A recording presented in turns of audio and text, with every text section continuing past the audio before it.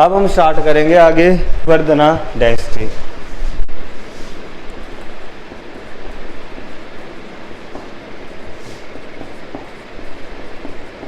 तो वर्धना डायनेस्टी क्या थी?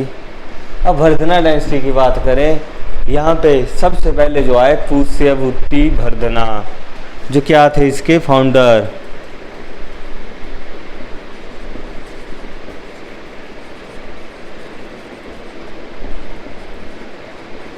जो पुष्य नाम था, एक इससे पहले भी 2 बार सुन लिया होगा आपने।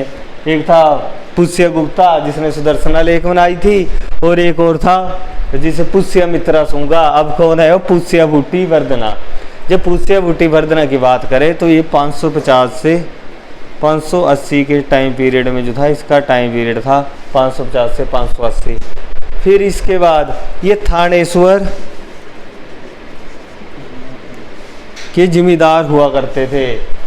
अब ये थानेश्वर के जिम्मेदार थे, तो इनकी कैपिटल क्या थी? पहले थानेश्वरी ही थी। लेकिन इसके बाद इनका एक बेटा आता है जिसका नाम था प्रभाकर वर्धना। प्रभाकर वर्धना।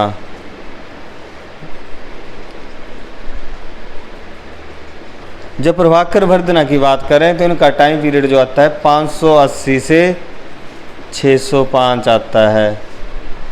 अब प्रभाकर वर्धना के भी 2 बेटे थे, 1 बेटी थी। जब इनका जो बड़े बेटे की बात करें तो इनका बड़े बेटा था राज्यवर्धना।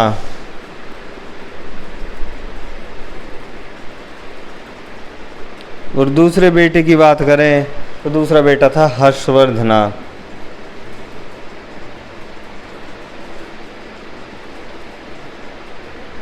और इनकी बेटी की बात करें तो कौन थी? राजश्री। अब इसके बाद जो अब प्रभाकर वर्धना के बाद जो थे इनके बड़े बेटे राज्यवर्धना किंग बने। राज्यवर्धना का जो टाइम पीरियड था 605 से 606 था। अब ये राजा तो बन गए। अब हुआ क्या, इनके टाइम पीरियड में इनकी बहन राजश्री की शादी हो जाती है कन्नौज के किंग के साथ।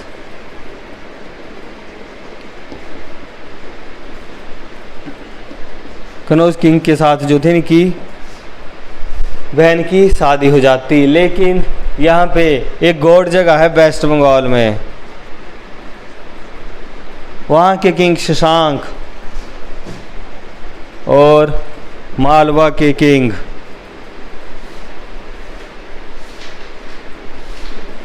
मालवा किंग, उनका नाम था देवगुप्ता। शशांक और जो थे देवगुप्ता, इसकी बहन जो राजश्री थी उसको क्या कर लेते? किडनैप्ड। राजश्री को किडनैप कर लेंगे।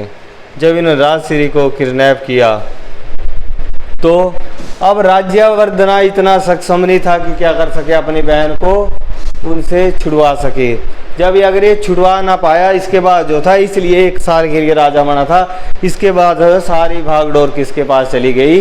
हर्षवर्धना के पास। अब इसके बाद बन गए हर्षवर्धना किंग।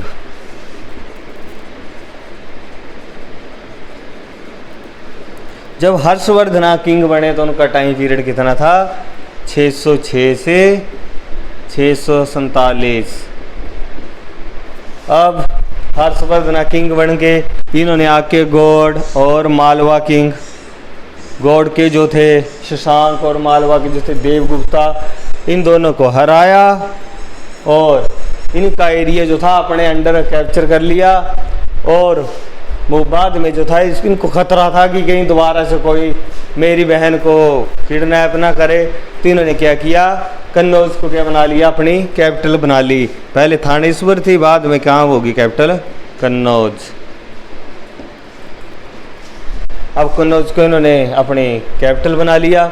इसके बाद यहाँ पे जो था एक चाइनीज पिलग्रिम आया, जो यहाँ के ट्रेडिशन एंड कल्चर को देखने के लिए आया था, सीखने के लिए आया था। जो यहाँ पे चाइनीज पिलग्रिम आया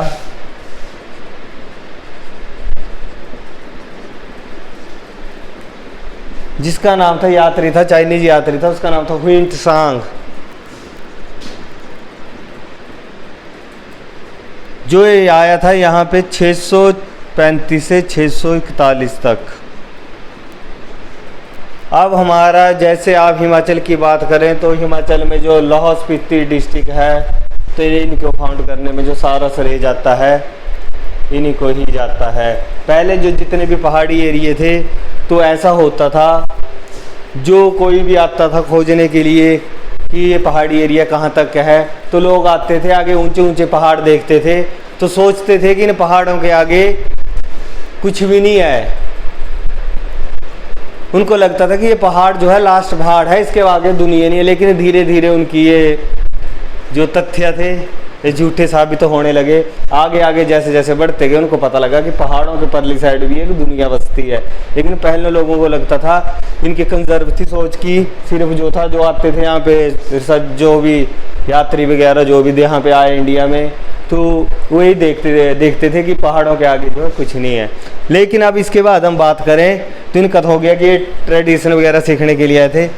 तो इसको जो है एक टाइटल भी दिया गया है, हुई त्सांग को प्रिंस ऑफ पिलग्रिम के नाम से जाना जाता है इनको।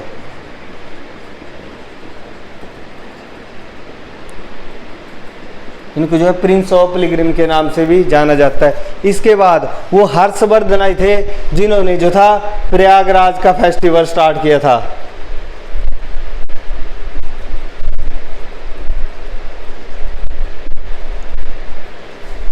इन्होंने इसको प्रयागराज के फेस्टिवल को स्टार्ट किया था। और ये जो था 5 एवरी जो 5 ईयर होंगे उसके बाद मनाया जाता था। मतलब आप एक किस्म से समझ लो कि ये कुंभ के मेला जो था इन्होंने ही स्टार्ट किया था। और इन्होंने बोला जाता है जो हर्षवर्धन थे, इन्होंने नालंदा मोनेस्ट्री को भी एस्टेब्लिश किया था। नालंदा मोनेस्ट्री को भी एस्टेब्लिश करने में किसका जाता है, सारा श्रेय हर्षवर्धन को जाता है। और इसके बाद, इनके बाद जो चाइनीज पिलग्रिम एक और आया जिसका नाम था टीजिंग करके, जो कब आए थे, 670 एडी में आए थे। और इसके बाद यहाँ पे जो हर्षवर्धन, जो इनके ऊपर एक इनका कोर्ट पॉइंट था, जो इनका कोर्ट पॉइंट था, कोर्ट पॉइंट होता जो इनके जो कभी कभी होते हैं इनके कोर्ट में, जो कोर्ट पॉइंट था उसका नाम था बनभाटा। जो बनभाटा था उसने जो था 2 बुकें लिखी थी, कदम्बरी और हरिश्चरिता। पहली बुक कौन सी थी, कदम्बरी, और दूसरी जो थी हर्षचरिता। जब हरिश्चरिता की बात की जाए तो हरिश्चरिता में क्या था, जो हरिश्चरिता थी इस बुक में जो था खुद हर्षवर्धन ने 3 जगह के बारे में मेंशन किया था, नागनंदा, पटनावली और प्रियदर्शिका।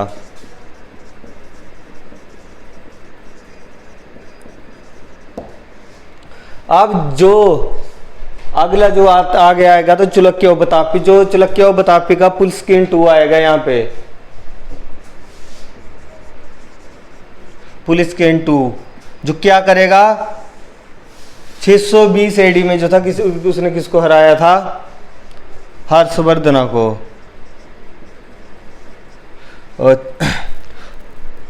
और इसके बाद जो था इनको एक टाइटल भी दिया गया था, स्कलोत्रा पात। अब ये जो था 620 एडी में पुलस्किन 2 ने जो था चुलक्य बतापी के किंग थे, इन्होंने इनको हराया। और इसके बाद स्कलोत्रा पाथनाथा का जो था टाइटल मिला इनको, जिसका मतलब होता है God of entire north, God of entire north. अब इन्होंने इसको जीतने के बाद जो था इनके हाथ में आगे एग्जाम में क्वेश्चन पूछा जाता कि नदरन इंडिया का जो था लास्ट हिंदू शाही किंग कौन था, तो किसका नाम आता है, हर्षवर्धन का। क्योंकि ये जो थे, जो पुलस्किन 2 जो थे ये चुलक्य बतापी के अंदर आते। जो कहाँ पे थे, चुलक्य बतापी कहाँ रहते थे, ये रहते थे कर्नाटका साइड में, ठीक है। अब इसके बाद हम बात करते यहाँ पे बख्तस आएंगे। जब बख्तस की बात की जाए तो यहाँ पे बख्तस में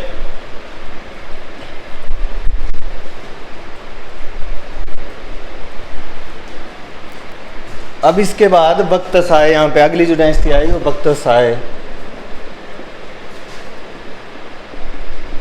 जब बख्तस की बात करें तो यहाँ पे इनके जो फाउंडर आते विंध्याशक्ति।